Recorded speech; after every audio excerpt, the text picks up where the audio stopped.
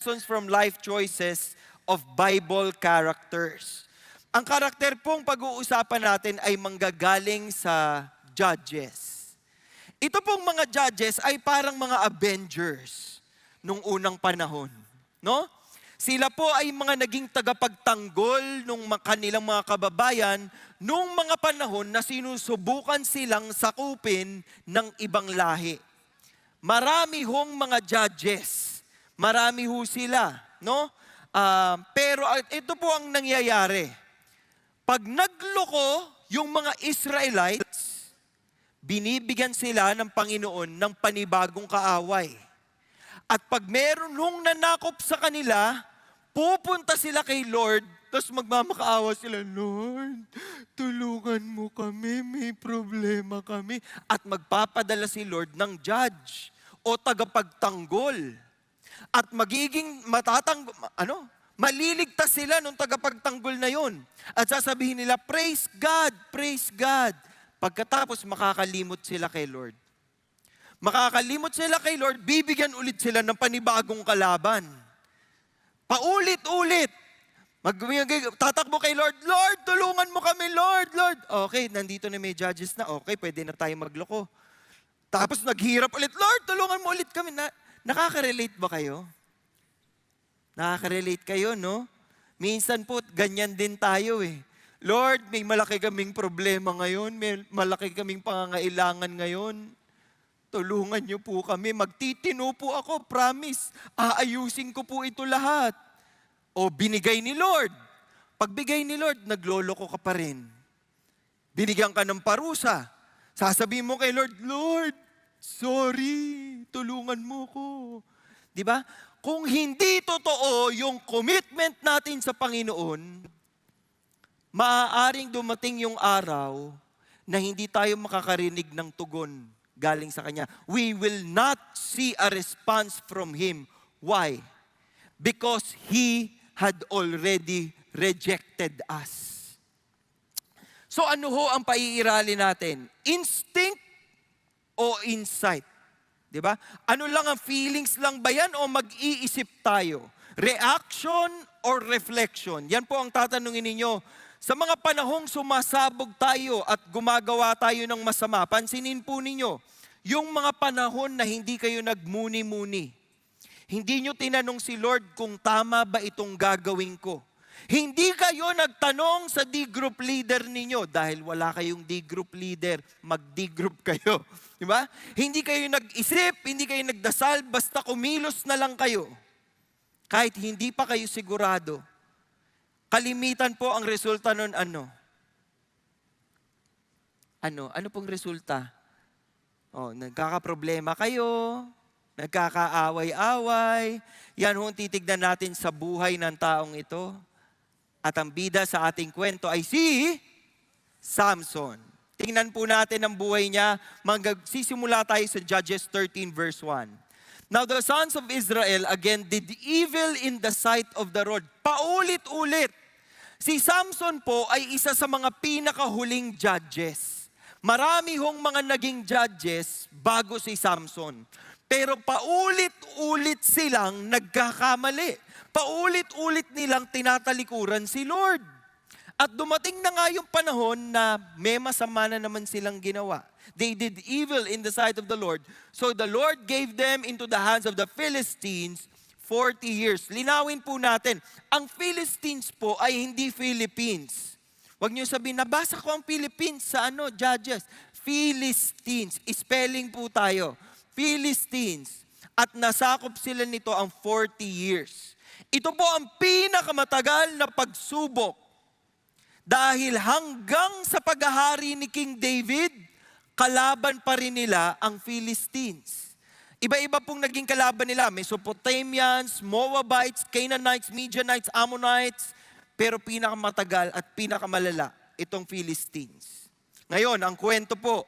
There was a certain man of Zorah, isang lugar of the family of the Danites. So, ibig sabihin, galing sa tribe of Dan. Okay, Danites. Pag Danites po ang tawag, galing sa tribe of Dan. At nung unang panahon po, ang tribe of Dan ay nakatabi sa tribe of Judah. Eventually po, pag binasa nyo ang Biblia, lilipat itong mga tribe of Dan or Danites, lilipat sila sa norte ng Israel. Bakit? Dahil hindi nila magapi yung kanilang mga kalaban. So ang ginawa na lang nila, okay, alis na lang tayo dito. Manakop na lang tayo ng ibang lugar. So galing po sa lugar na yon, itong pamilyang ito. Ang pangalan niya ay Manoah. Okay? So magkaiba po si Noah and the ark, di ba? Iba po siya dito. Si Manoah po ay apo niya. Hindi, joke lang. Si Manoah po ay ibang karakter. His wife was barren and had borne no children. Wala silang anak. Okay? Parang kami, wala rin kaming anak. Then the angel of the Lord appeared to the woman and said to her, "Behold, now you are barren and have borne no children, but you shall conceive and give birth to a son." Manganganak ka. Pag yung mga ganitong klaseng kwento, alam mong espesyal. Kasi ina-announce sa'yo ng anghel sa galing langit na sinasabing, magkakaanak ka. So very exciting. Itong babaeng hindi magkaanak, itong mag-asawang hindi magkaanak, magkakaroon ng anak.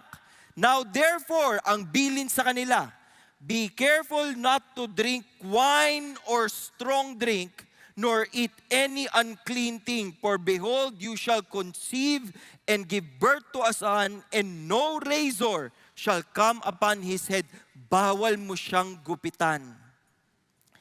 Ibig sabihin itong batang ito, siya talaga ang original na Rapunzel. Hindi, joke lang. No? Bawal siyang gupitan. For the boy shall be a Nazirite. Pag sinabi hong Nazirite, ito po ay parang dedicated to God. Ito po ay type of dedication na parang you are really set apart for the Lord. Ang buhay mo, pag ikaw ay Nazirite, dedicated to God. So ang ibig sabihin, huwag kang iinom. Asawa ni Manoah, huwag kang iinom ng wine, huwag mong gugupitan yung anak mo pag nanganak ka na. Bakit? Kasi kailangan separate siya, set apart siya para sa Panginoon. The boy shall be Nazirite to God from the womb. Mula sa sinapupunan hanggang lumaki siya, ito ang design ni God para sa kanya. And he shall begin to deliver Israel from the hands of the Philistines. Siya ang makakatalo. Siya ang makakatalo sa mga kalaban nilang Philistines. Ngayon, saan galing tong Nazirite vow? Ito po ang Nazirite vow. Tingnan ninyo. When a man or woman makes a special vow, the vow of a Nazirite, to dedicate himself to the Lord. So ang purpose po, kaya ka gumagawa ng Nazirite vow is binibigay mo yung sarili mo sa Panginoon ng buong buo. Wala kang pinagdadamot. Lord, iyong-iyo ako. Yun ang disenyo para kay baby Samson, no? He shall abstain from wine and strong drink. So lahat po ng matatapang na inumin, bawal siyang uminom niyan. Kahit bawal siyang kumain ng fresh or dried grapes. Bawal ho siyang pumunta sa grapevine at mamitas ng ubas doon. Bawal yun. Okay? Ano pa pong bawal? Bawal din po siyang lumapit sa patay na tao o kahit anong patay. Ibig sabihin, bawal siyang madumihan. Sa kultura nila, pag dumikit ka sa patay, marumi ka. So bawal siyang dumikit sa patay. Imagine niyo po, pag namatay yung magulang niya, bawal niya pong iyakan. Bawal niya pong puntahan. Diba? He shall not make himself unclean for his father or his mother, for his brother or for his sister when they die, because his separation to God is on his head. Ganun katindi yung commitment na ito. Bakit? Because all the days of his separation, he is holy to the Lord. So tatlong commitments po. Importante nyo pong tignan ito ha. Bawal siyang uminom. Pakisabi ho sa katabi, bawal siyang uminom. Okay? Sabi nung katabi, buti siya yun. Hindi ako. Bawal po siyang uminom. Avoid contact with the dead. Bawal ho siyang dumikit sa patay. Kahit anong patay yan. and refrain from cutting hair. Bawal pong magpagupit. Okay? Marami ho ang mga Nazirite sa Bible. Si Samson, si Samuel, si John the Baptist po, merong for a time no, parang may pagka-Nazirite yung kanyang upbringing. And even the Apostle Paul had some sort of a Nazirite vow. So marami silang gumagawa nito, hindi lang si Samson. Nanganak ho ang babaeng ito at pinangalanan niyang Samson, and the Lord blessed him. Gusto niyo yun? Wala ka pang ginagawang matino sa buhay mo. Binless ka na ni Lord. Pagkapanganak pa lang sa'yo, binless ka na ni Lord. And the Spirit of the Lord began to stir him in Mahanedan, between Zora and Eshtaol. The favor of God was with Samson, katulad ho ng favor ni God kay Esther at favor ni God kay Mordecai, kung nakinig ho kayo kay Pastor Bong. Di ba, nung pinag-usapan natin ito. So titignan natin, anong matututunan natin about practicing self-control sa buhay ni Samson. Unang-una po dyan, master your emotion. Pakisabi ho sa katabi, master your emotion. Pag sinabi yung master your emotion, kontrolin mo ang iyong emosyon. Huwag mong hahayaan na yung emosyon mo ang magdidikta sa'yo kung anong gagawin mo. Galit ako wala akong magagawa. Nagtatampo ako wala akong magagawa. Huwag ho niyong hahayaan yung emosyon na magdidikta. Tayo ang nagdidikta sa emosyon. Ibig sabihin, kung anong nararamdaman mo, pwede mong sabihan yung sarili mo, mamaya ka na umiyak, magtrabaho ka muna. Di ba? O di kaya naman po, mamaya ka na magtampo, hindi mo pa narinig ang buong kwento. Yung iba po sa atin, lahat na sinusumpa na natin sa puso, grabe siya, grabe talaga siya. Hindi mo pa alam yung buong kwento. So pipigilan po, master your emotion. Tingnan natin kung ano ang problema sa emosyon ni Samson. Baka makarelate po kayo dito. Tingnan natin. Samson, lumaki na si Samson sa Judges 14, no? Samson went down to Timnah and saw a woman in Timnah, one of the daughters of the Philistines. Okay? Kalaban. Ibig sabihin, babaeng Philistine, kalaban nila yon. So he came back and told his father and mother, tignan niyo ho itong si Samson. May nakita akong babae sa Timnah. Sabi niya sa magulang niya. May nakita akong babae sa Timnah, isang Philistine. Now therefore, get her for me as a wife. Imaginein po ninyo kung gaano ka-spoiled si Samson. Na kahit pati asawa inutos sa magulang, meron akong nataypan, kunin niyo. Gusto kong maging asawa. Ba? Mga magulang, sinabihan na ba kayo ng anak nyo ng ganon? Hindi pa naman po.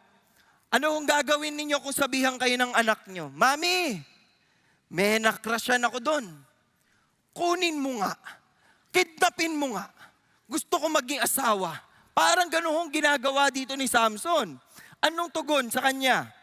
Bawal po ito Bawal siyang mag-asawa nang hindi niya kalahi. Bakit? Bakit bawal ho? Tingnan ho ninyo.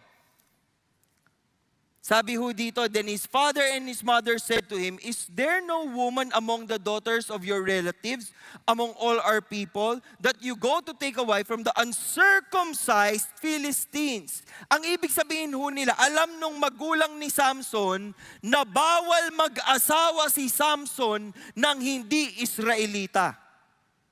So ang tinatanong nila, anak naman, 12 tribes of Israel tayo. Wala ka bang nakita kahit isang maganda, kahit anong tribo natin? Wala bang maganda dito sa bayan natin, sa tribe of Dan? Wala ka bang nataypan kahit sino? Kahit yun na lang. Ano hong sabi ni Samson? Samson said to his father, get her for me, for she looks good to me. Anong nakikita nyo kay Samson? Get her for me, for she looks good to me. Naniniwala siya na kung tingin niya maganda para sa kanya, maganda yun. Kung tingin niya makakabuti para sa kanya, makakabuti yon. Pero sa tingin lang niya yon. She looks good to me. Type ko eh. Nako, ayan, tingnan niyo po. Mga nagpupumilit, gustong jowain yung isang tao. Di ba? Ito, para talaga to sa akin. Sinabihan ka na, anak, wag. Wag yan. Wag dyan. Wag yan, anak. Pinilit mo pa rin. Pilit ka ng pilit. Alam mo, nakaka-relate to ako dito.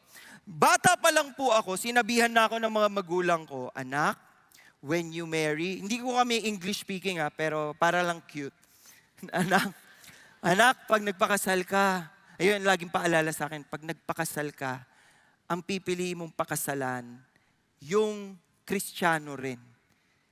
Yung belong kay Lord. Mahihirapan ka pag nag-asawa ka ng hindi loyal kay Lord. Alam ko yun nung bata ako. Pero lahat po ng jowa ko, hindi kay Lord. Hirap na hirap po siguro yung mga magulang ko. Bakit nang liligaw ka ng hindi kay Lord? Ako hindi ko rin maintindihan. Parang iba ho yung attraction ko eh. Parang ito na sinabi ko sa magulang ko. I want her. She looks good to me. Good to me. No? Depende sa kagustuhan ko. Ako ang masusunod. Ito ang problema, sabi ni Tim Keller. Samson's story isn't about strength. Lahat tayo ang alam natin si Samson, malakas, maskulado. Naglalaro ba kayo ng Samson, Delilah, and the Lion? Alam niyo ba yung laro na yon? Yung magtatalikuran, tapos haharap kayo, Samson, or Delilah, or Lion, di ba? Akala natin yun lang yung kwento eh.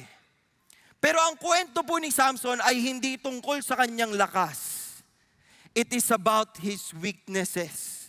And no matter how strong Samson was, he still had weaknesses.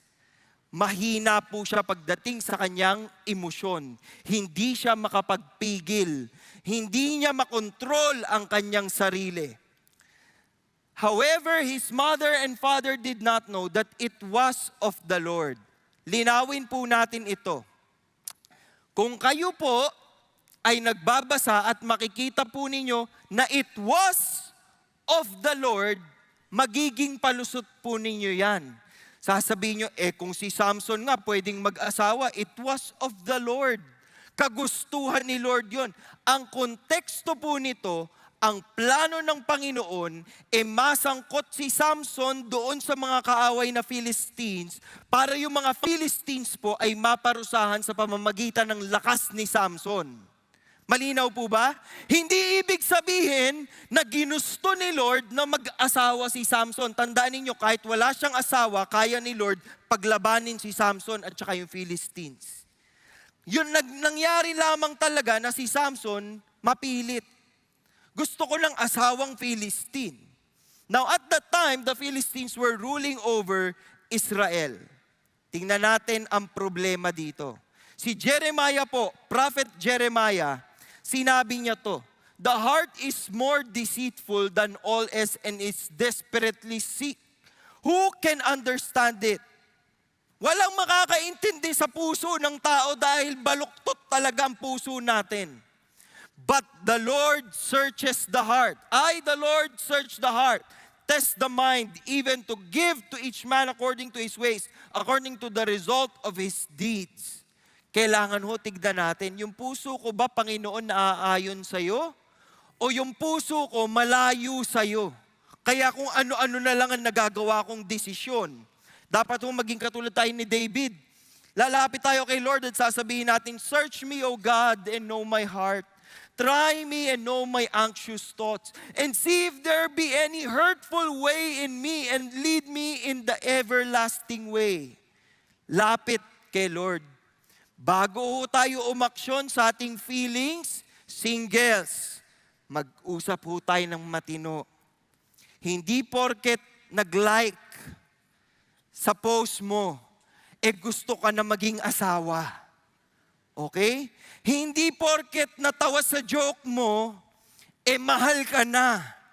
Minsan, may mga natatawa lang talaga sa'yo. So, kalma lang. Okay? Pasabi mo kay Lord, Lord, please guard my heart. Lead me in the everlasting way. Sabi ho ni John Piper, the power of all temptation is the prospect that it will make me happier. Naiintindihan niyo po yung quote na yan? Kaya ho malakas ang kapangyarihan ng tukso ay dahil akala natin mabibigay nun ang kasiyahan sa atin. Tulad po kunyari ngayon, tinutukso kayo ngayon ng kalaban, hinehele kayong matulog. Pag ho kayo natumba dyan, magkakabukol ho kayo, umupo ho kayo ng diretsyo para hindi ho kayo masaktan. Okay? The power of all temptation is the prospect that it will make me happier. Hindi kayo liligaya kung sa kasamaan kayo papunta. Malinaw? Hindi ho masaya. Yung iba ho sa inyo may asawa na, may nakitang iba, o sasabihin mo, o tukso, layuan mo ako. O, pero ano, habol-habol pa rin. Konti lang, step, no, step. Ay, ganun pala yung step, no. Step, no. Hindi pa ako naka-step. Step, no. Okay pa ako, ganyan. Hanggang sa malapit na tayo, tapos pag nahulog tayo, sasabihin natin, Lord, bakit mo ako pinabayaang magkamali? Ba't naging kasalanan ni Lord? Sino ba nagdesisyon yan? Di ba? Practice self-control. I-manage natin yung ating mga emosyon. Yung emosyon po ay hindi pwedeng pagkatiwalaan. Palaging tatanungin, tama ba yung nararamdaman ko? Kunyari ho kayo ay nagagalit. Nagagalit ho kayo sa isang tao, nagpunta kayo ng Facebook. Nagpunta kayo ng Facebook at mag-i-status kayo. Mag-isip muna kayo bago kayo mag-status. Type nyo na dyan, galit na galit ako. Ay, kaya lang pag nabasa niya to, baka sabihin akong nag-aaway. Alam ko na. Nag-isip. Prefrontal cortex. Pero amygdala pa rin ang nagboboses. Alam ko na, iba-blind item ko na lang. Magpaparinig na lang ako. Ang status mo ngayon, yung iba dyan, di ba? Akala mo naman, syempre pag nabasa po yun ng kaaway nyo, alam na alam niyang siya ang pinapatama. Di sana nag-usap na lang kayo sa messenger. Di ba? Pag-isipan muna, wag umakting base sa emosyon. Pwede ho tayong tumahimik saglit. Tanungin kay Lord, Lord, mabigat ho yung nararamdaman ko. Pwede niyo ho bang turuan ako kung paano ko ho ako magre-react dito? I-guard niyo po ang mga aksyon na gagawin ko. Dasal muna. Yung iba post agad dasal muna. Okay? Manage your emotion. Pangalawa, mind your weakness. Tignan po ninyong sarili ninyong kahinaan. Lahat po tayo may weaknesses. Okay? Lahat po tayo may kahinaan. Sino dito mahina sa math? Di ba? Mahina sa math. Mag-ina po talaga kayo. Opo. Baka kapamilya niyo po ako, no? Sino dito mahina pagdating sa pasensya? Maikli ang pasensya. Meron? Okay. Sino naman dito siguro may struggle pagdating sa pride? Mabilis ma-hurt ang inyong pride. Yung parang nakakasakit ka. Di ba? Meron din. Alamin po ninyo kung saan kayo nagkakaproblema, kung saan ho kayo mahina, at aksyonan po ninyo, isipin po ninyo, paano ko ma-overcome itong mga weaknesses na ito. Ang self-control po, magpapakita ng tunay na lakas. Sasabihin ng ibang tao, hindi tunay na lakas ang self-control. Isipin po natin, merong mainit ang ulo dito. Okay? May mainit ang ulo habang nagpipreach ako. May tumayo. Tumigil ka dyan, Pastor Paul, magsuntukan tayo dito. Yan, di ba? Nagyaya po ng suntukan. Mapapakita ko bang malakas ako kung bigla akong tumalon galing dito? Ganun na. Ganyan. O mapapakita kong malakas ako kapag tumayo ako dito, tumindig at sinabi kong, mamaya tayo mag-usap. Mamaya tayo mag-usap. Papakilala kita kay Jesus. Tapos, sumama ka na sa kanya. Joke lang. Papakilala kita kay Jesus. Merong self-control. Di ba? Inimpit mo muna, hindi ka kagad sumapak. Yung iba, ilan po sa atin, kaya tayo nasasaktan. Umaano tayo agad, umaaksyon tayo agad eh. Mind your weakness. Tignan nyo ho. Self-control. It makes you strong. Paano kayo lalakas at paano kayo magkakamuscle na katulad nito? Unang-una, self-control gives you stability. Hindi kayo ngayon nauudyok ng kung sino-sino lang. Nakikita po ninyo pag kunyari sa Facebook, maraming nag-uusap, tas parang pakiramdam po ninyo, nagagalit na rin kayo sa taong yon. Kunyari po may mag-asawa, tapos umattend ng kasal, tapos yung tatay nag-status, kung ano-anong sinabi, parang kala mo kasali ka sa kasal, hindi ka naman imbitado. Di ba? Kung meron kayong self-control, magiging stable kayo. Imbis na makisali po kayo, ay ganyan talaga ang mga tatay, ay ganyan talaga ang... Unang-una, hindi ka invited. Bakit ka kasali? Di ba? Stability, you want to be stable. You also want to be trustworthy. Kung may self-control kayo, mas pagkakatiwalaan kayo ng tao kasi ito nag-iisip. Tandaan nyo, ang self-control, nag-iisip. Hindi lang basta nag-feels. Di ba? Ito, papagkakatiwalaan natin to. Pag dumaan tayo sa pagsubok, mag-iisip ito. Kesa ito, lagi itong nagre-react. Bunganga to ng bunganga. Wala na tong ginawa kundi magreklamo. Diba? Trustworthiness. Resilience. Matibay ka. Kung may self-control ka, hindi ka apektado. Sa haba ng traffic ng EDSA, galing ka ng top, pupunta ka ng Quezon Avenue, ang haba nun. Ilang kaluluwa ang papatayin mo sa galit. Diba? Pagdating mo ng Quezon City, magsosorry ka na kay Lord. Lord, marami po akong napatay ngayon. Di ba? Pero kung meron kang resilience, kaya mong panindigan, kaya mong manatiling matino kahit na nakakairita yung paligid natin. Order. Order. Wala na bang order? Ano yung order? Ibig sabihin, maayos ka. Maayos kang gumalaw. Hindi ka kasi pabugso-bugso ng damdamin lang ang sinusunod mo. May pag-iisip ka, napaplano mo ng maayos, order. And then kung may self-control kayo, napapractice nyo ang nearness kay God. Alam nyo ho kung paano kayo magse-self-control by nearness to God? Kunyari ho, pasaway ho yung anak ninyo. Okay? Pasaway ho yung anak ninyo, tapos hawak po ninyo yung tsinelas nyo.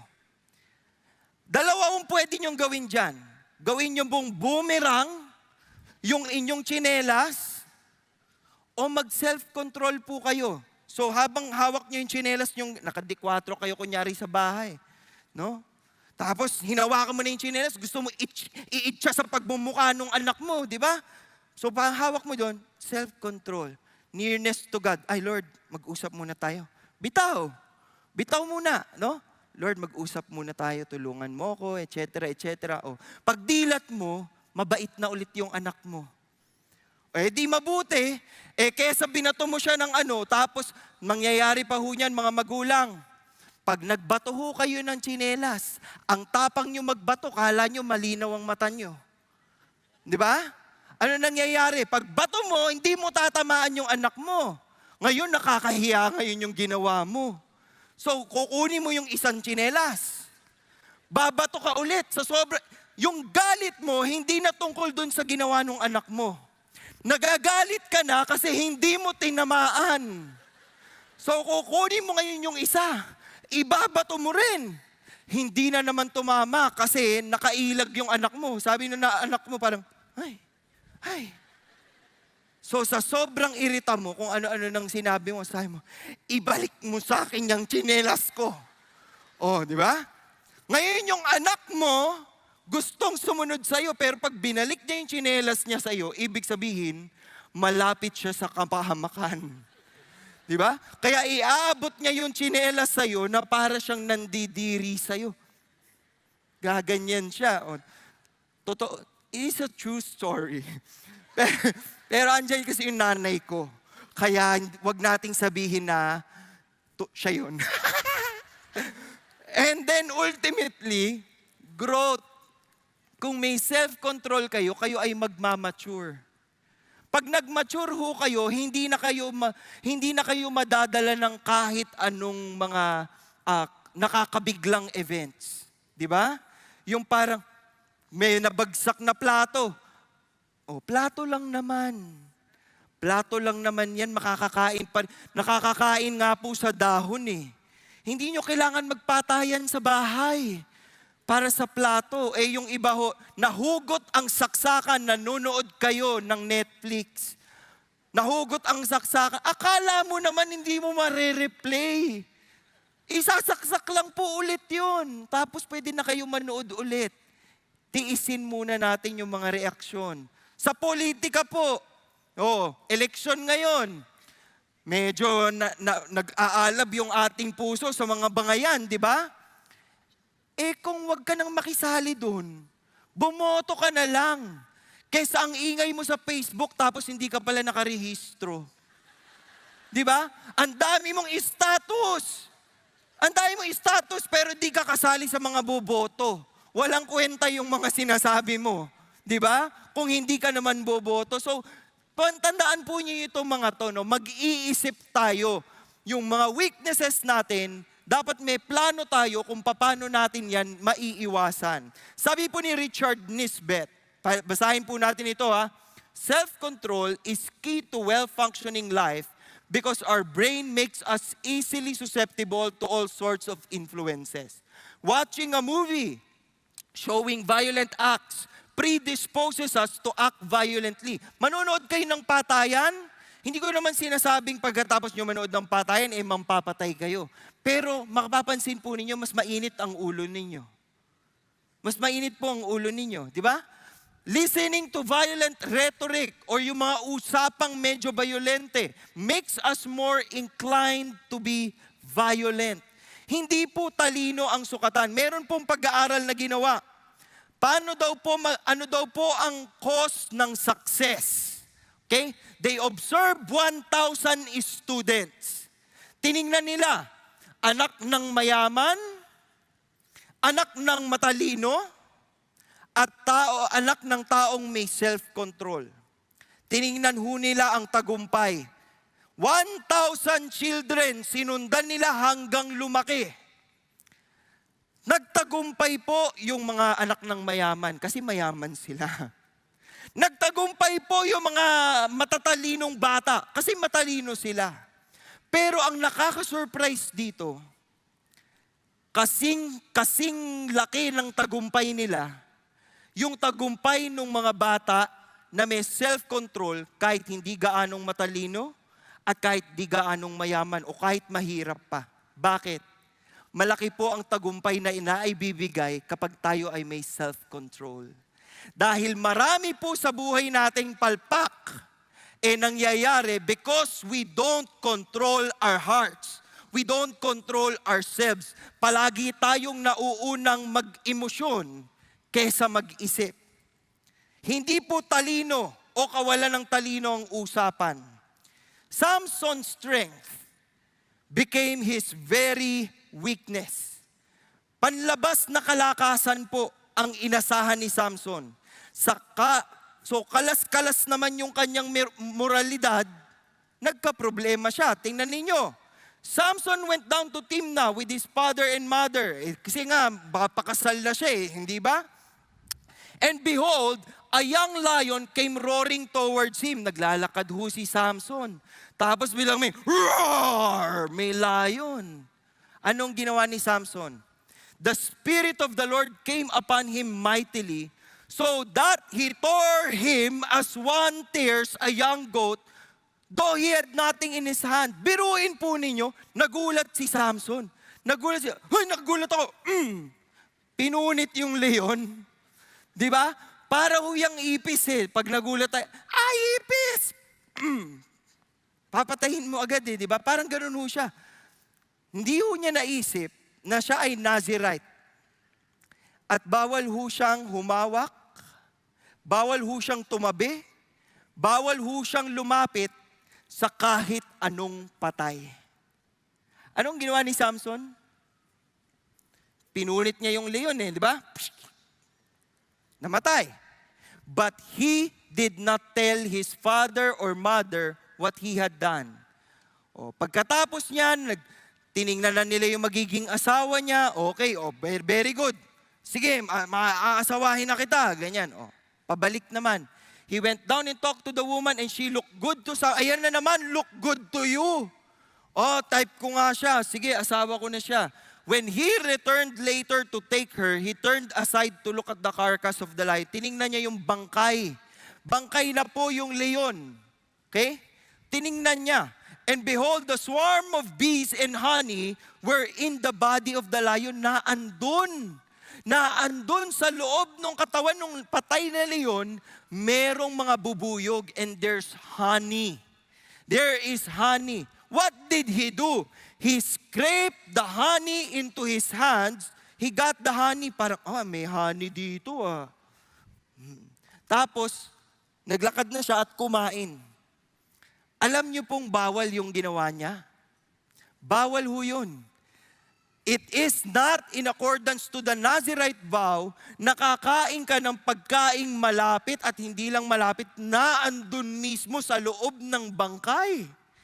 Pero wala siyang pake. Yan ang problema sa ating lahat. No? Minsan alam nating nagkakamali tayo pero wala tayong pake. Pakisabi ho sa katabi nyo, may pake ka ba? Hindi na ho sumagot. Wala ho kasi siyang pake. Basta siya matutulog na lang po siya. Tingnan natin. Ano nangyari? Sumunod po, then the Spirit of the Lord came upon him mightily. Kahit na may ginagawang mali si Samson, kahit na meron siyang mga pagkakamali, hindi siya nilubayan ng Espiritu ng Panginoon. At yung lakas niya ay nananatiling nasa kanya, kahit na may mga ginagawa siyang mali.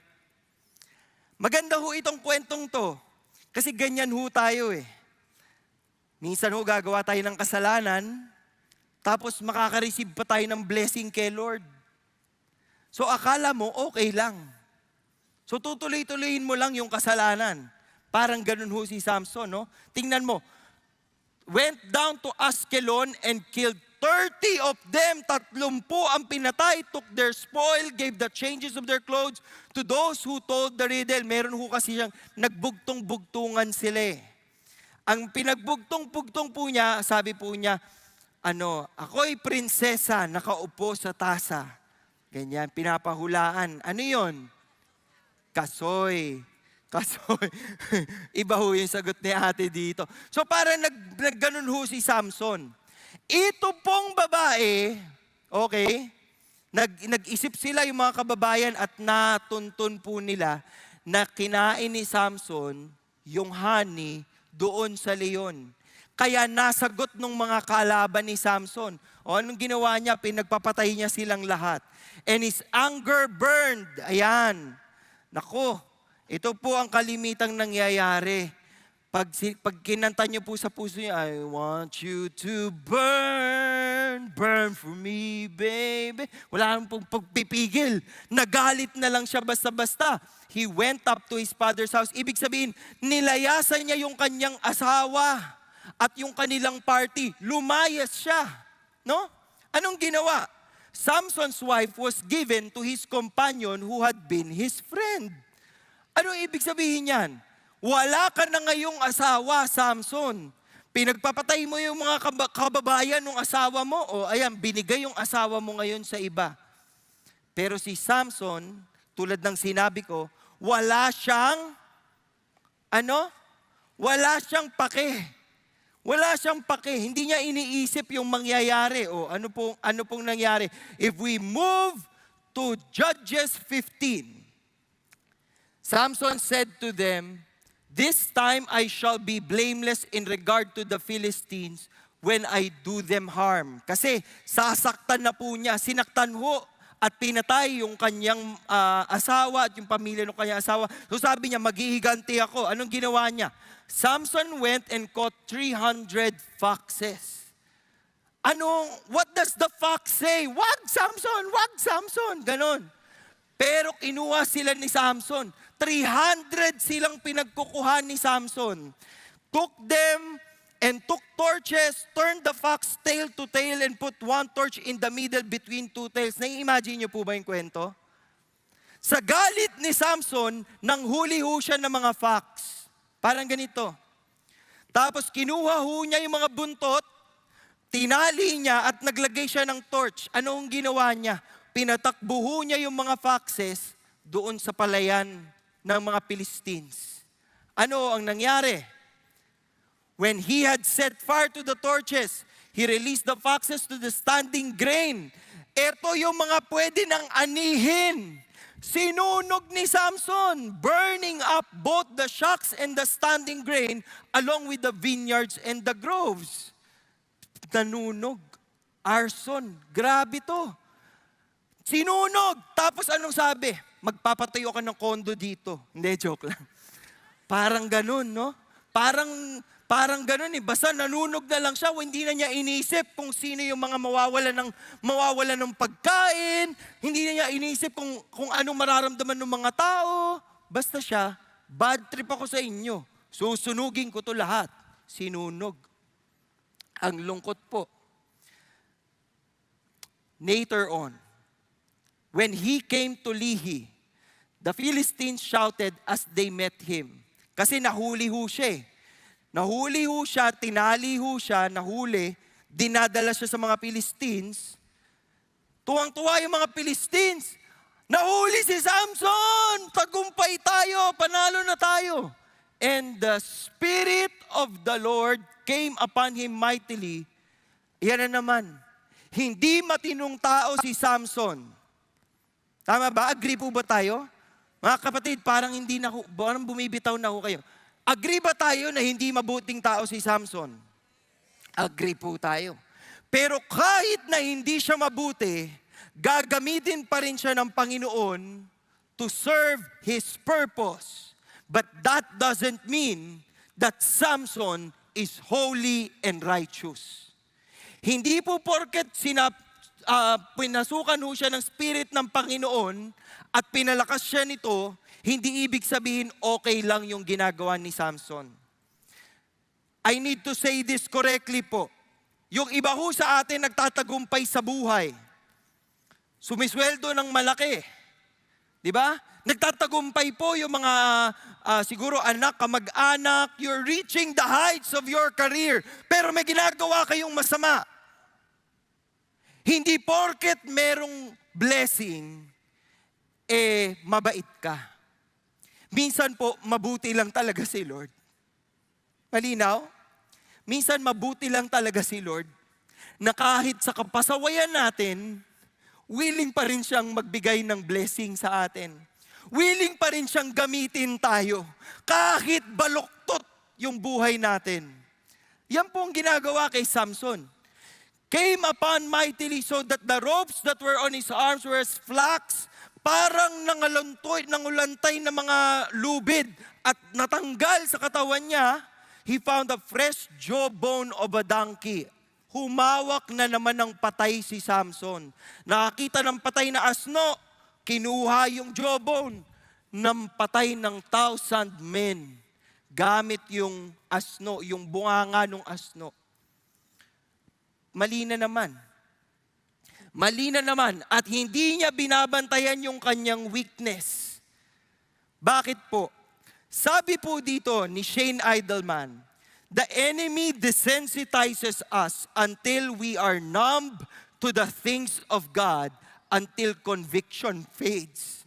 Sa dami po ng pasaway at nakakalusot naman siya, akala ni Samson, okay lang. Naiintindihan po ninyo yung kwento? Pakitapik po yung katabi niyo, sabihin niyo, huy, hindi mo na na-gets. Di ba? The enemy desensitizes us until we are numb. Hindi na natin nararamdaman, mali yung ginagawa ko. May mali sa buhay ko. Masyado na tayong manhid. Akala natin okay lang. Hindi po okay. Kung meron tayong ginagawang against the Lord, it will come upon you and your family. I tell you that. Hindi ho matatago ng blessings. Oh, binibless naman kami ni Lord. Okay naman, successful naman ito mga successful naman sila. Oh, ngayon, mali ka pa rin kay God. Hahabulin ka niyan. Hahabulin ka niyan. Minamanhid ho tayo ng kalaban. Yung atin pong pangarang, hindi pa naman ako namatay nung gumawa ako ng kasalanan. Anong gusto nyo? Bigla kayong liliyab? Di ba? O, gumawa ka ng kasalanan, matay. Yun po bang gusto natin? Mabuti lang si Lord. Maawain si Lord. Binibigyan niya tayo ng pag-asang magbago. Pero kapag ulit-ulit ho natin ginagawa yung pagkakamali, wala mawawalan ho tayo ng conviction. Whatever you sow, you will reap. Ano po ang ipinunla, yon ang aanihin. Malinaw po ba tayo mga kapatid? So kung nagpupunla ho kayo ng galit, kahit na hindi ho alam nung kinagagalitan ninyo, hindi niya alam na galit kayo sa kanya, pagbabayaran niyo po yan. Hihina ho ang puso ninyo at magkakaroon ho kayo ng high blood. Ngayon yung taong galit na galit ho kayo, healthy siya. Ikaw, nagre-ribotril ka na. Bakit? Kasi yung sama mo ng loob mo, yun ang may kapangyarihan sa'yo. Samantalang yung kinasasamaan mo ng loob, masaya, hayahay ang buhay. Naiisip niyo po yun? Pag-isipan nating maigi. Tingnan natin, meron bang tinatama si Lord sa akin? Kasi kung meron, itama na. Tigilan na. Huwag hintayin ang masaklap na pangyayari. Ano ang mensahe natin? Pakiulit ho. Okay, practice self-control. Pangatlo po, we have to magnify our God. Kung gusto ho natin na meron tayong self-control, ang bida dapat sa ating buhay ay ang kapangyarihan ng Panginoon.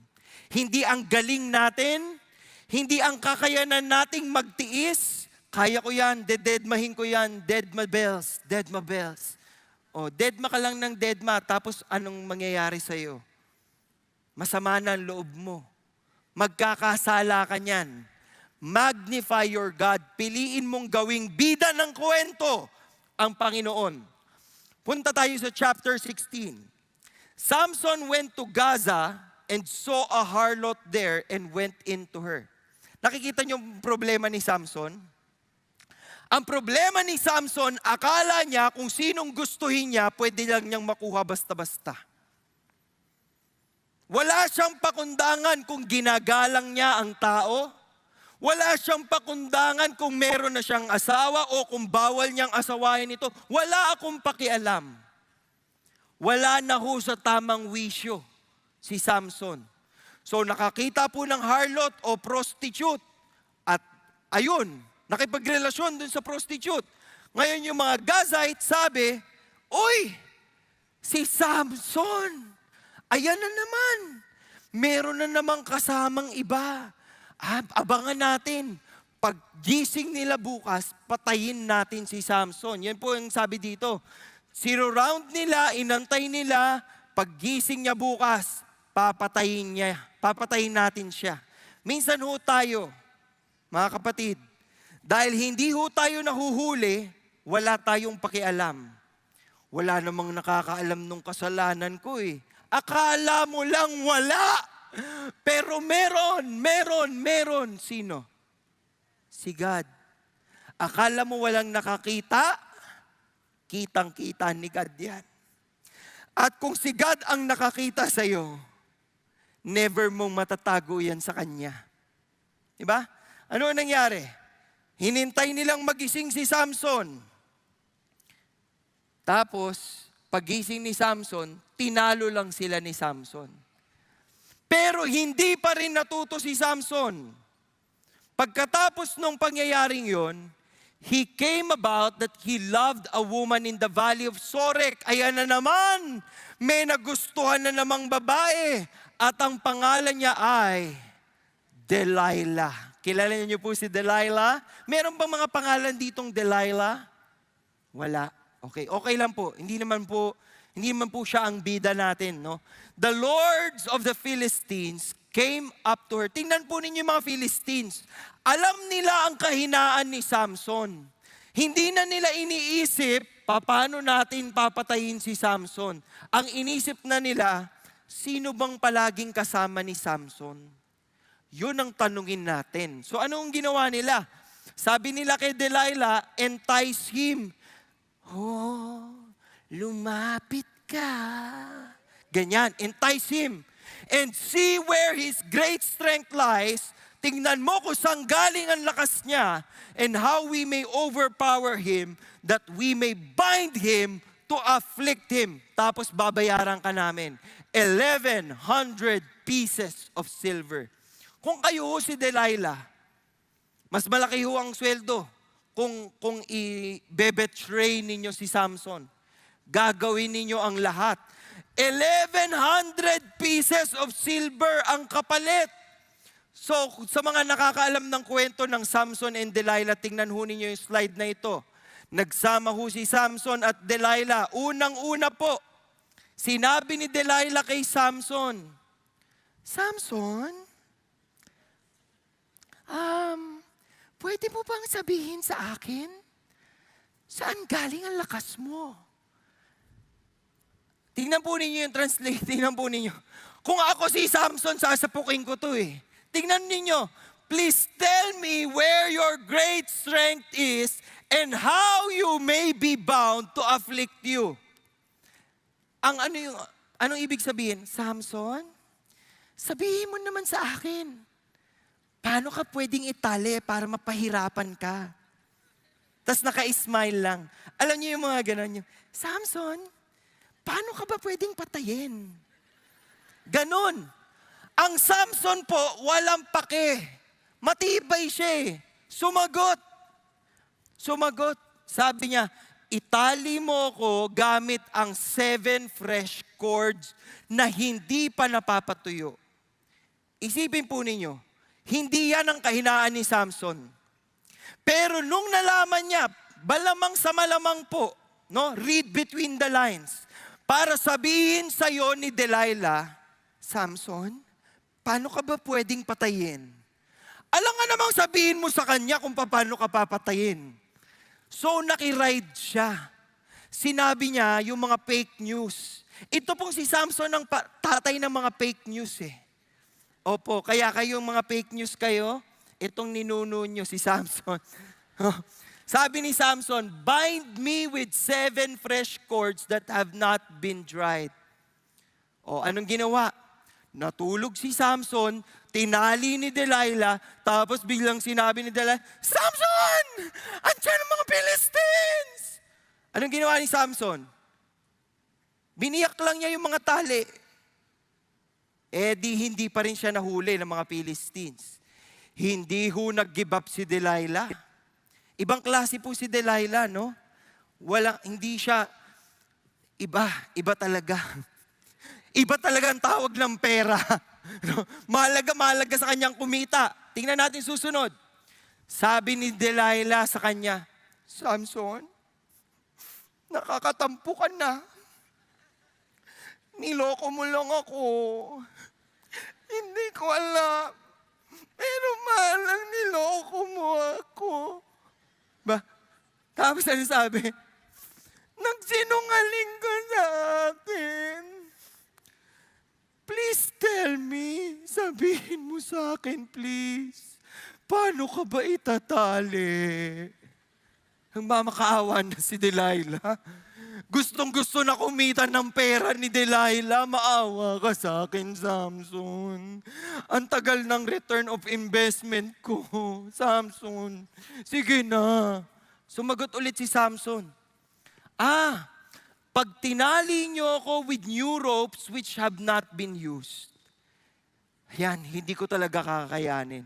Isipin po ninyo si Samson.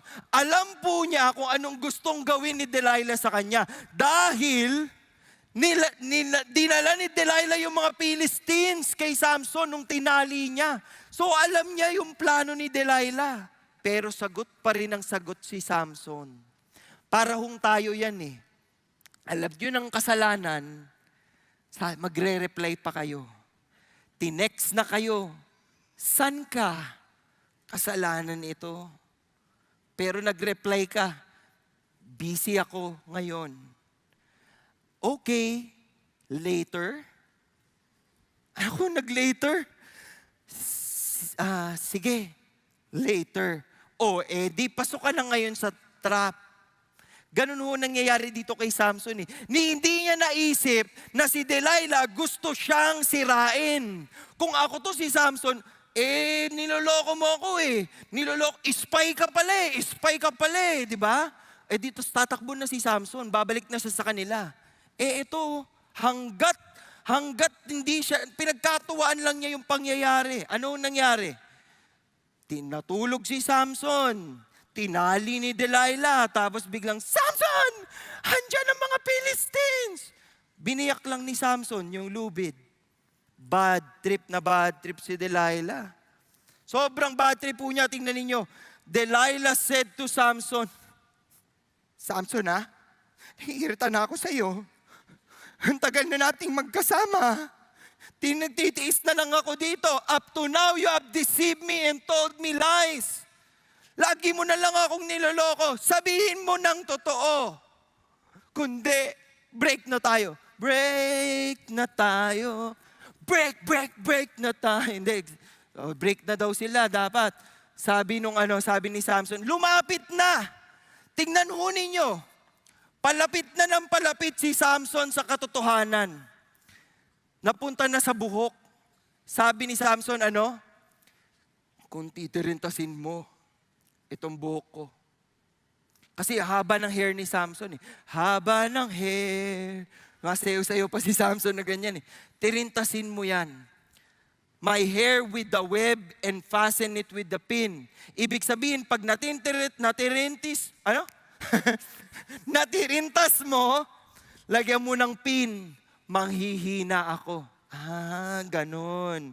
Ginawa ho ni Delilah. Ginawa ho, tinirintas. Nakakatulog ka na ba? Feeling mo ba nasa Boracay ka? Anong gusto mo? Henna? Habang nagtitirintas. Di ba pag titirintas, nasasabunutan. Isipin po niyo si Delilah, galit na kay Samson. Sana totoo na to, Samson Ang higpit. Yung mukha po ni Samson, parang nag-facelift na siya eh. Sa sobrang higpit po nung tirintas sa kanya. Di ba parang, may galit ka ba sa akin? Hindi. Ginagandahan ko lang, Samson, para hindi ka makatakas. Natirintas. Natirintas nga. Nung sinabi niya, Samson, nandiyan Philistines! Natalo pa rin. Natanggal ni Samson, ninagapi niya yung mga kalaban. Bad trip. Si Delilah. Eto na ngayon. Gumamit si Delilah ng magic formula. Gumamit si Delilah ng alam niyang kahinaan ni Samson. Mahina ho si Samson pagdating sa emosyon. Hindi niya mapipigilan kapag ang kinanti mo ay emosyon niya. So anong sinabi ho ni Delilah kay Samson? Mahal mo ba ako? Bakit sinaktan mo? Yeah. How can you say I love? How could you say you love me when you would go? Ganon. When your heart is not with me. Niloloko mo ako, Samson. Sinabi mo, mahal mo ako. Pero niloloko mo lamang ako. Hindi mo ako mahal.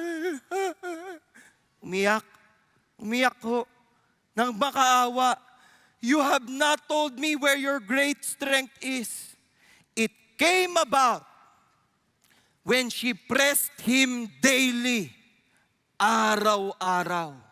Sabi ho ni Delilah habang naguhugas ng pinggan, hindi kita tatantanan.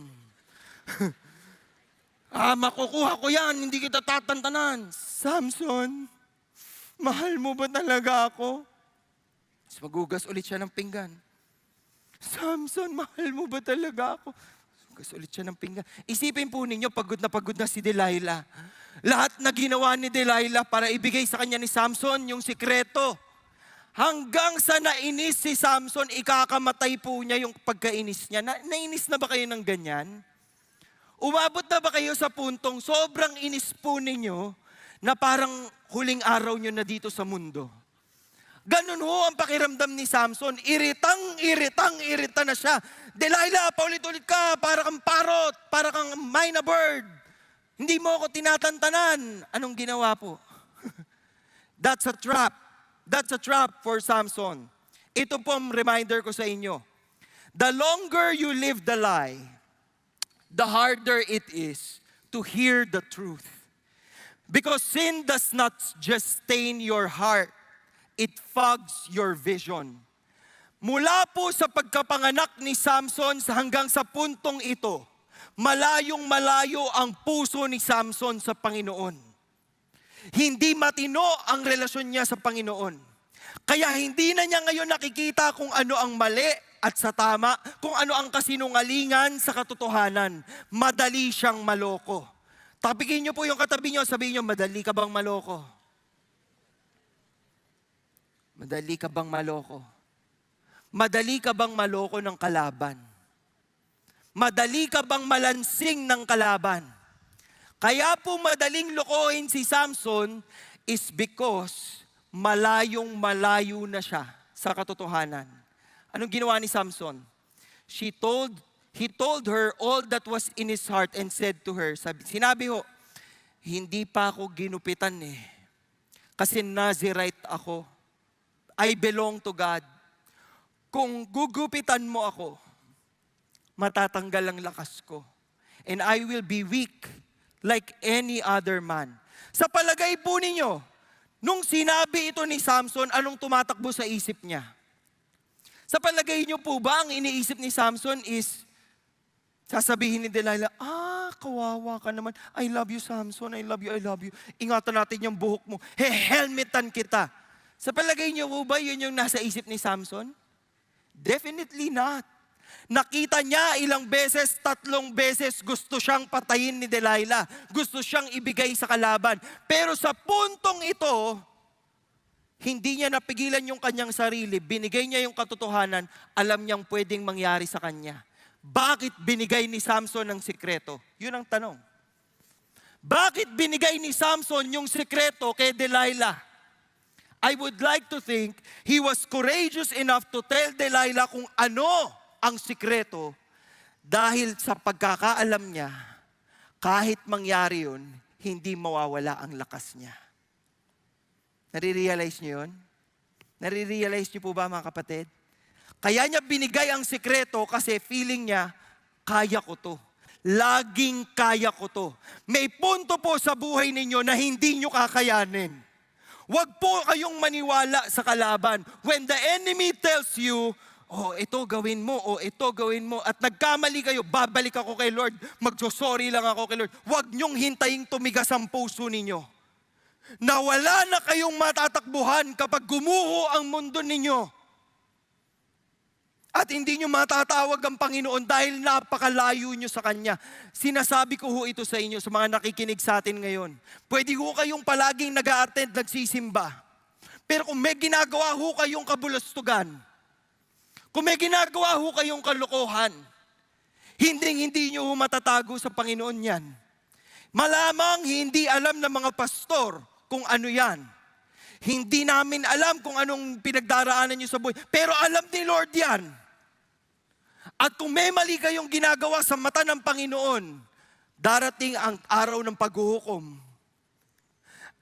At huwag ho ninyong isasangkalang ang buhay nyo at ang buhay ng pamilya nyo.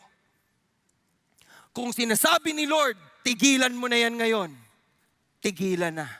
Kung sinasabi ni Lord, may asawa ka, dito ka lang, diyan ka lang. Kung sinasabi ni Lord, hindi ka magsasucceed kung kopya ka lang ng kopya sa school, please, tigilan mo ng mangopya. Huwag kang aabot ng college na nangungopia ka pa rin. Parang awa mo na. Kung kayo ay nandadaya sa inyong business, tapos nagpapapray kayo pag prayer and fasting, please pray for the success of my... Huwag ho kayong ganyan. Dahil darating ang araw ng paghuhukom at mahigpit po ang Panginoon pagdating dyan. We can't say na natatakot ho si Samson. Wala siyang takot.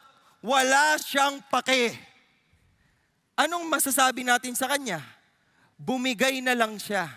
Kahit malakas siya, kahit maskulado siya, pero kahit gaano kakalakas, hahanapan ka pa rin ng kahinaan ng kaaway. Sasabihin mo, hindi ako magfo-fall. I will not fall. Hindi ako magfo-fall. Hindi ako matatrap. Hindi ako matatrap. Boom! Natrap. Hindi ako magloloko. Hindi ako magloloko. Hindi ako magloloko. Boom! Nagloko. Hindi ako mangongopya. Hindi ako mangongopya. Hindi ako boom! Nangopya. Hindi ako magnanakaw. Hindi ako magnanakaw. Boom! Magnanakaw pa rin hanggang ngayon. Diba? Hindi pa pwedeng sasabihin mo lang. Gagawin mo rin dapat. Ito ho ay matinding lesson para sa ating lahat. Isang araw ho, sinabi ni Delilah, pagkatapos ho niyang gupitan si Samson, "The Philistines are upon you, Samson." At nagising si Samson, sabi ni Samson sa kanyang sarili, malulusutan ko na naman to. Ito ang pinakamasaklap sa lahat. He did not know that the Lord had departed from him. Yan po isa sa pinakamalungkot. Na yung akala mo, kasama mo pa rin si Lord, pero hindi na. Kasi masyado ka nang malayo sa Kanya. Huwag niyo hong hayaang lumayo yung inyong sarili sa Panginoon. Pag sinasabihan na kayo ni Lord, correct that.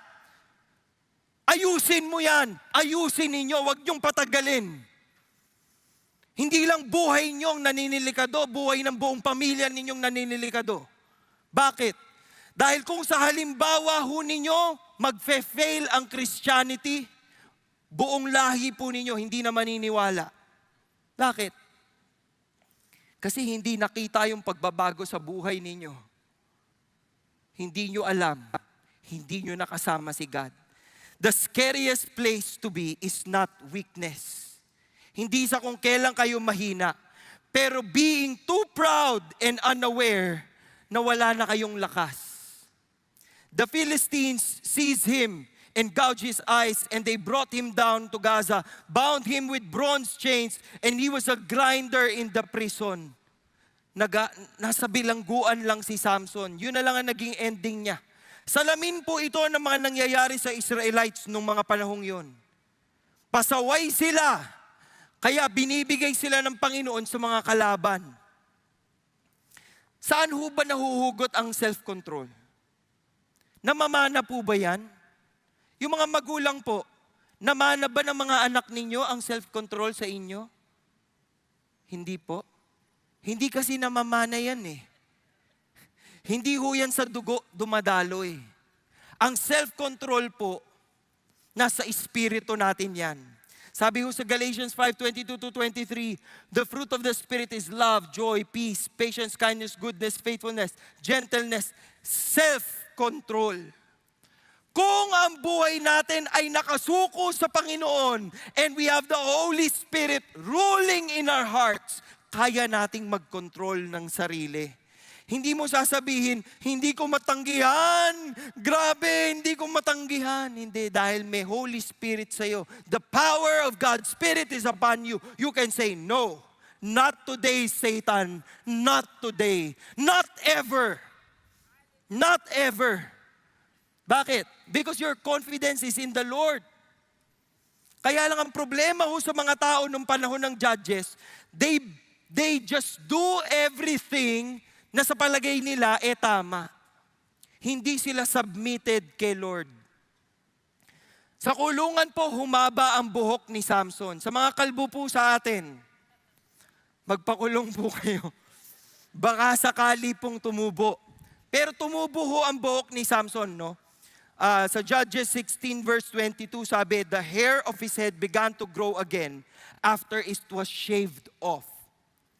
It so happened, when they were in high spirits, yung mga Philistines, nagse-celebrate dahil si Samson ay talo na at sakop na nila ang bayan ni Samson. Sabi nila, call for Samson that he may amuse us.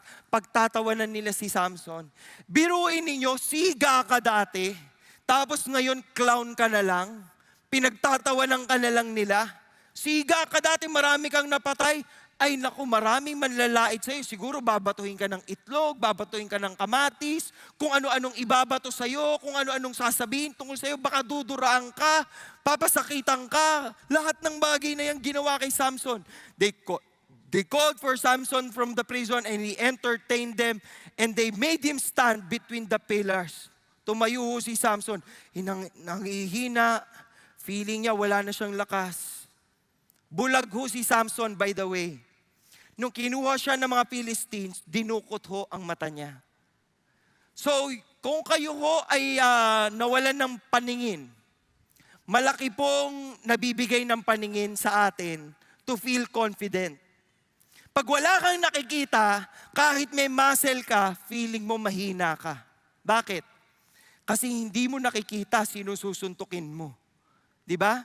So ganun ang trouble ngayon sa puso ni Samson. Bulag siya. Samson said to the boy who was holding his hand, may humahawak ng kamay ni Samson. Ang sabi niya, let me feel the pillars on which the house rests. Ilagay mo yung mga kamay ko doon sa mga pillar para makasandal ako. At yung bata po, masunurin, sinandal naman siya. Anong ginawa ni Samson? Sa unang pagkakataon, pangalawa actually, kasi yung unang pagkakataon, nauhaw si Samson, sabi niya kay Lord, Lord, mamamatay ba ako sa uhaw? Painumin mo naman ako. Binigyan siya ni Lord ng tubig. Sa ikalawang pagkakataon at dito hinang-hina si Samson, wala na siyang yabang sa sarili. Samson called to the Lord. Lumapit muli sa Panginoon at sabi niya, God, please remember me. Remember me, Lord. Huwag mo akong kalimutan. Ako si Samson. Ako yung judge na sinabi mo pagtatanggol ko yung mga kababayan ko. Huwag mo akong kalimutan, please. Please strengthen me just this time. Palakasin mo ko. I at once be avenged of the Philistines for my 2 eyes. At anong ginawa ni Samson? Nakikita niyo yung larawang ito? Bulag si Samson, pinagtatawanan si Samson, pero hawak yung 2 pilar ng lugar na yun. Binigyan siyang muli ng Panginoon ng lakas. Anong nangyari? Samson said, let me die with the Philistines! At tinulak niya yung pilar. At yung buong bahay na tinutuluyan nila gumuho. So that the dead whom he killed at his death were more than those whom he killed in his life. Mas marami pa siyang napatay sa pagkamatay niya kaysa nung malakas siya. Pinalakas muli siya ng Panginoon at nagawa ng Panginoon ang purpose. Ano ba yung purpose ng Panginoon? Magapi yung mga kaaway, manghina yung mga kaaway. So maraming napatay si Samson at his death. Later on po sa New Testament, makikita ninyo, babanggitin si Samson sa Hall of Faith. Ibig sabihin, nanampalataya si Samson na kaya siyang bigyang lakas muli ng Panginoon. Samson, he was there in the Hall of Faith. From weakness were made strong. That is a picture of who Samson was. Nanghihina siya, pero ngayon, binigyang lakas siya ng Panginoon. Posible po tayong bumalik. Posible pong bumalik. Pero kung pagtitigasin niyo po ang inyong puso, mahihirapan kayong bumalik. Isang tawag natin sa singles ministry ng CCF. At yun po ang kanyang inaatupag ngayon kasama ng kanyang asawa. So sa singles ministry po, may mga mag-aasawa rin hong nagsaserve doon para makita ng mga singles na kahit mahal natin ang ministry, pwede tayong mag-asawa para hindi lang sila palaging single. Hindi ba? Pero malaking tulong na nakakapaggabay ngayon si JR sa mga singles natin doon po sa CCF Dubai. At kung makikita nyo sa kanyang kwento, matino ng takbo niya pero bumigay pa rin siya. Hindi ba? Ganon rin ho ang kwento ng buhay natin. Mauulit-ulit ho yan hanggat hindi tayo nakasuko sa Panginoon. Mabuti na lang dumating si Jesus. Mabuti na lang po ginawa ni Jesus ang hindi magagawa ng kahit sinong judge, ng kahit sinong superhero, ng kahit sinong Bible character. Mabuti na lang dumating si Jesucristo. Binigyan tayong lahat ng pagkakataon. Kahit sira ang ating buhay, binigyan tayo ng pagkakataong mabuhay ng tama, mabuhay ng wasto. Bakit? Sabi ho ni Pedro, tingnan ho ninyo sa 1 Peter chapter 2, verse 24 to 25. He himself, si Kristo mismo, bore our sins. Siya ang nagbitbit ng ating mga kasalanan. Hindi nyo ho kailangang magpenitensya o magpapako para ho pagbayaran yung mga kasalanan ninyo. Nag-suffer si Jesus Christ to pay for the penalty of our sins. He did that on the cross so that we might die to sin and live to righteousness. Kaya kaya ho nating patayin yung unrighteousness. Kaya ho nating patayin yung mga wrong thinking natin. Kaya ho nating patayin yung ating wrong moralities. Bakit? Because of Jesus. For by His wounds, you were healed. Ginamot tayo at pinalaya at tinubos ni Kristo. Kaya hindi tayo nagpapasailalim sa kalaban. Kay Kristo tayo. Yun ang tanong. Kay Kristo ka ba talaga? For you were continually straying like sheep, parang si Samson. Palagi kang ligaw. Palagi kang walang pake. Pero now you have returned to the shepherd and guardian of your souls. And that is Jesus Christ. Sa araw pong ito, kinokontrast po natin ang karakter ni Samson at ang karakter ni Jesucristo. Sa araw na ito, alam natin sa ating tradisyon, ito po ay araw ng palaspas. Kung saan po winelcome si Jesus Christ sa Jerusalem. According to Matthew, when Jesus came and He rode the donkey, hindi pa ho kabayo, hindi karwaheng sinakyan niya, kundi isang asno. Lulan-lulan si Kristo ng very humble animal na katulad ng isang donkey. At ang mga tao, sinalubong siya at sinabing, Hosanna in the highest. Dahil kinikilala nila, si Kristo ay hindi lamang teacher, si Kristo ay hindi lamang miracle worker, si Kristo ang pinangakong tagapagligtas. At winelcome nila yan. Alam niyo hubang yung mga palaspas ay hindi nila pinalaspas lang. Nilapag nila yan sa lupa kasama ng kanilang mga robes para yung dadaanan ni Jesus maayos. At napaka-humble po ng pagpasok ni Jesucristo. Sabi ho nung iba, kung siya ang Messiah, bakit dapat sinakay natin siya sa sa giraffe o di kaya sa rhinoceros, parang powerful. Pero pinili ho ni Jesus na pumasok gamit ang isang donkey para ipakita na siya ay servant. Hanggang dulo, He is serving the will of the Father. Ikumpara niyo ho siya sa lakas ni Samson. Ang lakas ho ni Samson, hindi ho natin maiisip, no? Pwede kung pag naglalakad si Samson, siga. Pwede yung pag naglalakad si Samson, kala mo nasa kanyang lakas. Pero napakahina ng impact ng kanyang buhay. Bakit? Dahil hindi siya nabuhay para sa Panginoon.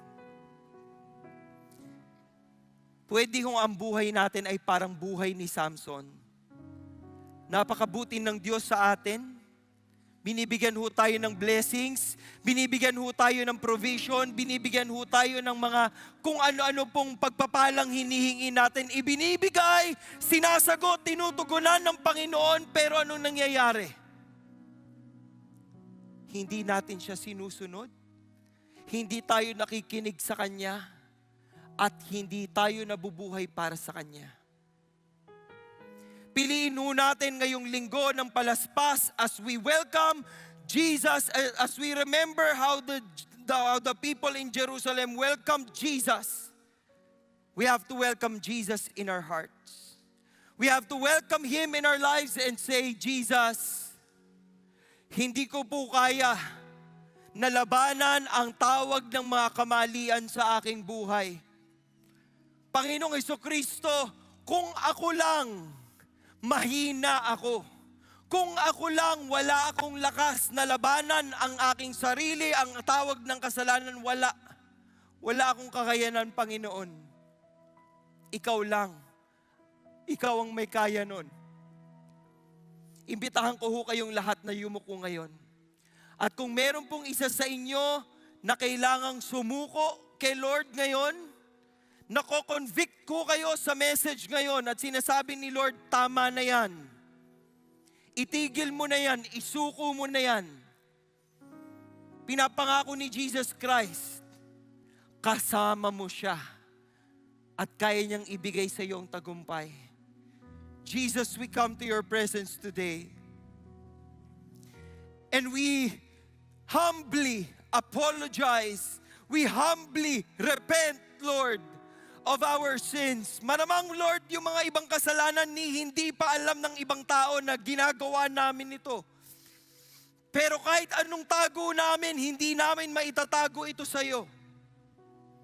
Panginoon, lumalapit kami ngayon sa inyo. Humihingi kami ng kapatawaran. Linisin mo ang lahat sa amin, O Diyos. Hayaan mong makatindig kaming muli. Hindi sa aming sariling lakas, kundi sa lakas na ibinibigay ng inyong banal na Espiritu at inyong presensya sa aming buhay. Tulungan nyo kaming magtagumpay laban sa kasalanan, Panginoon. Kung yan ang dasal mo ngayon, itaas mo ang iyong kamay. I want to pray for you. I want you to remember this day. Sa pagtaas mo ng kamay mo, isinusuko mo ang sariling buhay mo sa Panginoon at sinasabi mo, Lord, ayoko na po. Save me. Help me. Cleanse me. Help me, Panginoon. Lord, nakikita niyo po yung mga kamay na nakataas ngayon. Show to them that you are faithful. And Lord, as we welcome you in our lives, we also welcome your victory. We also welcome your love, your peace, your understanding, and more importantly, your hope. Jesus, we glorify you in this place. Samahan po ninyo kami. Maaari nyo nang ibabain yung mga kamay. Ngayon, kung lahat po kayong dito nakikinig ngayon, nagko-commit sa Panginoon, na ngayong Holy Week, you will live